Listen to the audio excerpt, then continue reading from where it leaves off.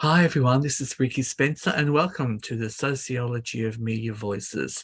And today we have for our guest as Campbell Goome, who happens to be a teacher by profession and also is currently putting down his chalk, so to speak, and blackboard to now pursue a career for social change in the community.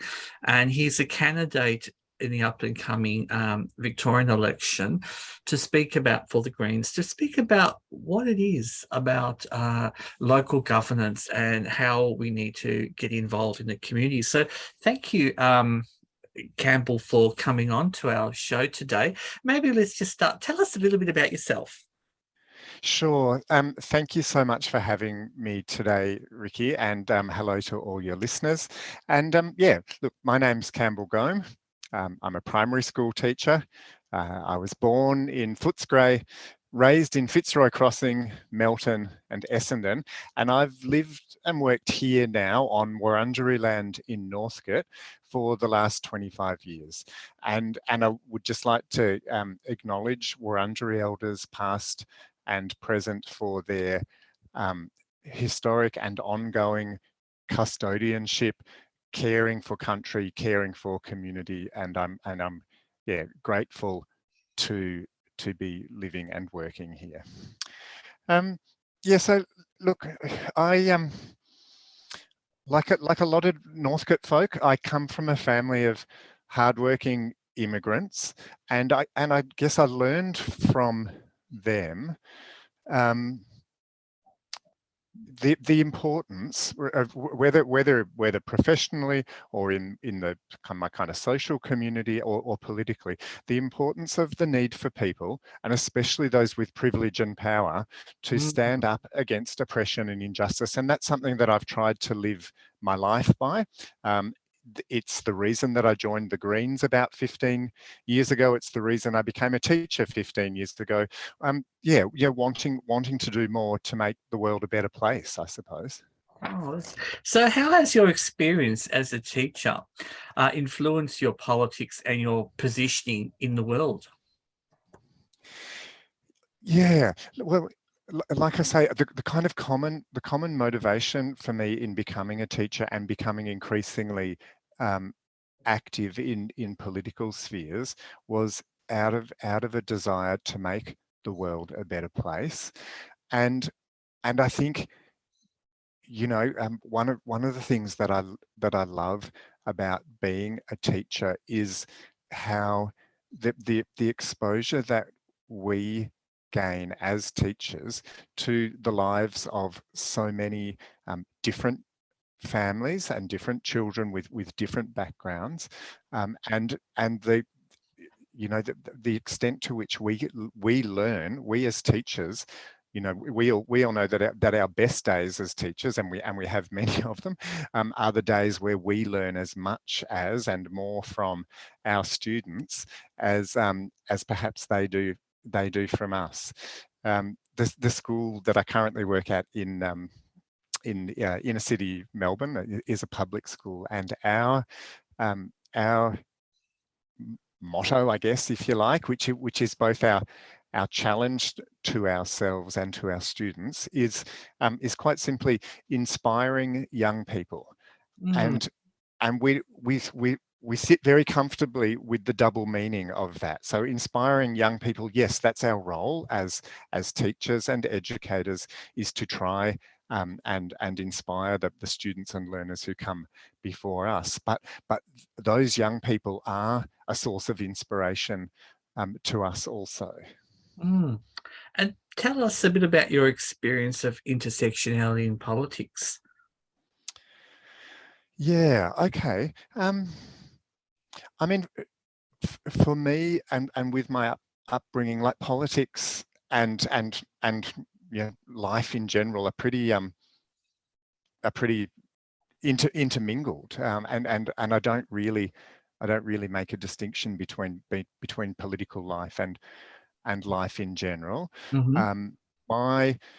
My early experiences, my early personal experiences of intersectionality were predominantly in the realms of, I would say, class, racism, and religious discrimination. My dad was a working class kid from Werribee who won some scholarships and went on to become a GP and spent his life working, giving back to the community where he had been raised. My mum is the daughter of Jewish immigrants who grew up in Horsham, and my stepfather is a Gunditj Mara elder. And Oh. I guess so like I kind of grew up in a household that demonstrated the power of people to give back and to change the world, and that's something that I've tried to work with as a young adult. I think as a child, I struggled Mm-hmm.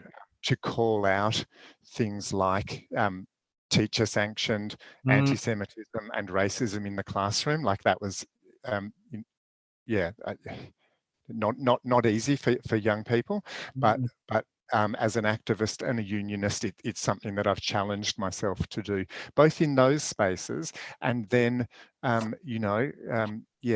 into other spaces, including First Nations justice was always a kind of core motivator or a space where I've tried to learn and listen and be the best ally that I can. And in more recent years, in particular as a teacher and as a parent, in the kind of the space around LGBTIQA plus community rights, discrimination, Mm. and so on. Just on with that and your support of the LGBTIQ, do you see that there is a place for teachers in our schools who are gender diverse to be accepted as teachers? And why do you think there is still a lack of new teachers who identify as transgender, gender diverse, putting their hands up to want to work to work in a classroom? I mean, absolutely. I believe that there is a place for LGBTIQA teachers in our schools and in our places of learning in exactly the same way as those places need to be culturally safe and culturally supportive for our students. So too, they need to be for teachers and educators, and indeed you can't have one without the other. Absolutely. And can you tell us what made you decide to kind of put your hand up and say, you know what, I'm going to run in Northcote and I'm going to want to make a change? What sort of drove you to that? Yeah, look, I've spoken a little bit about my kind of the longer term history with joining the Greens and becoming a teacher. And I suppose in more recent years was probably about 4 years ago when I was feeling increasingly frustrated by the lack of action on making a rapid and just transition to address the climate emergency, and feeling that all of the individual work and all of the kind of the activism work that I'd done to that date was probably not really breaking through, and I think that as a teacher you feel the commitment to future generations in a way that is really tangible, in a way that is not it's not just a kind of a political thing. Like for me as a teacher, the future generations are the preps that you meet at the school gate, at the start of each year, and they're the year 12 students that you see off into the world, carrying all of your hopes and anxieties for the future, with them when they leave school at the end of their 12 or 13 years. Mm. And when those young people 4 years ago started getting out into the streets, calling for more action on in the face of the climate emergency. Like those young people were my students, and they were my daughters, and that was really the trigger for me to realize that it was time to step up and to start the work towards becoming the next Greens Member of Parliament for Northcote. Wonderful. And I was just going on the website and just seeing out that there's an actual Greens Rainbow State Action Plan. Can you tell us a little bit about what is that? Yeah, absolutely. I was really privileged to attend the launch of the Victorian Greens Rainbow State Action Plan last Friday with Sam Hibbins at the Pride Centre there in St Kilda. The plan has two key planks. The first one is an equality bill for Victoria, and the second one is a $200 million rainbow fund for LGBTIQA plus community-led organisations. You know, like I'll give you the top lines on some of that if you like. So the equality bill is really about while recognising that a lot of good work has been done here in Victoria, there is more to be done. So the Equality Bill will strengthen the Equal Opportunity Act to prevent all faith-based schools and organisations from discriminating against LGBTIQA plus students, staff and service users. Okay, that's number one. It will strengthen the powers of the Human Rights and Equal Opportunities Commission. It will expand anti-vilification laws to protect LGBTIQA plus people. It will ban deferrable medical interventions on children with intersex characteristics, and protect the work of the LGBTIQ plus communities commissioner. So that's the legislation plank, and then the $200 million Rainbow State Fund is supporting a range of initiatives. So funding for services and community organisations in that space, to establish a crisis accommodation facility with support and health services for transgender, diverse and non-binary people.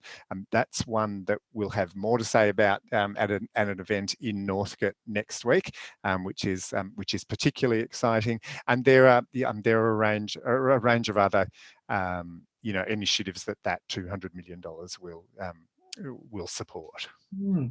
And what about for people like myself who identify as trans and gender diverse? How will that sort of action plan support people like ourselves? Yeah. So, I mean, I hope and believe that in its entirety, both those necessary and important legislative amendments and the funds will deliver support for trans people like yourself, Ricky, and others in the gender diverse and non-binary communities. And I guess the two specific ones, the two specific items that I could highlight were, well, again, that accommodation facility with associated support and health services that is particularly and very much in a focused way for trans and gender diverse and non-binary people. And I will say that you may recall that Lydia Thorpe was elected it was the first Greens elected representative for the lower house seat of Northcote, which I'm now running for because Lydia's moved on to the Senate. But the initial impulse, certainly, within the Greens for this particular initiative, came from Lydia's consultation and conversations with the community here and out and about the place, and I'm really I'm really hopeful that we can bring it to fruition, because it's part of that ongoing connection with the community here. And look, and the other one, the other particular one would be part of that another chunk of that $200 million would be used to invest in additional clinical services, Mm. which I know are, kind of much needed in terms of accessibility and shortening wait times and things like that. So additional clinical services for trans, gender diverse and non-binary people here in Victoria. Oh, that's wonderful. And I was just reading that there's also a launch at the moment just about to happen in relation to that, first ever happening. Can you tell us a little bit about that? Yeah, absolutely. So we here in Northcote, we're kind of putting the finishing touches on a little campaign office in an old shop front at 684 High Street, Thornbury, and our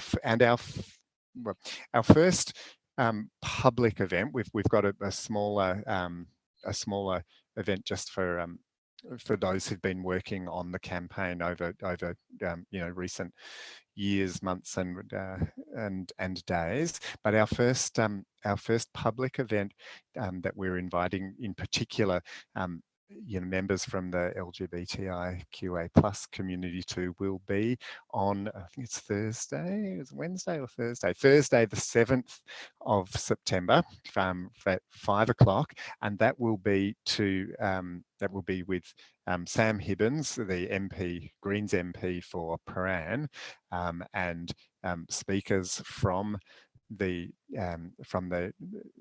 trans and intersex communities to talk specifically about some more details on the location and scope of this crisis accommodation facility with kind of with community hub support services and the like. And I think Campbell, just now, like almost in the closing up, what messages would you like to give to, say, the sociology community in Australia when it comes to this sort of space for kind of positioning all inclusion? That if you could say, have a message to everybody who's listening to this. Yeah. Look, I'm a big believer in consensus building, and I'm a big believer in listening to groups with lived experience, and amplifying those voices, and then finding ways to find common ground, and be that in the workplace, be that in the kind of outside of the formal political sphere, if you like, in the broader activism and community building space, and ultimately within the political systems and structures. I'm a believer in the need for consensus building, and finding the common ground, which is often far greater than the kind of dominant two-party system and media narratives would lead us to believe. And I think that's, change happens. Change happens when diverse groups unite around a common cause. Well, Campbell Goome, it's been an absolute pleasure speaking with you for the sociology of media voices. We wish you luck and success in the upcoming state election, and we hope that you come back to us and speak more about your areas of work, especially in the future of teaching. It'd be interesting to have your perspectives too about the curriculum in relation to First Nations embedment within all aspects of the curriculum, and how we could move forward. So thank you for your time today. Thank you, Ricky. And I would love to talk about First Nations curriculum. I'd love to talk about the respectful relations curriculum, and anything else that might be of interest to you and your listeners. Really grateful for your time. Thank you so much. Thank you.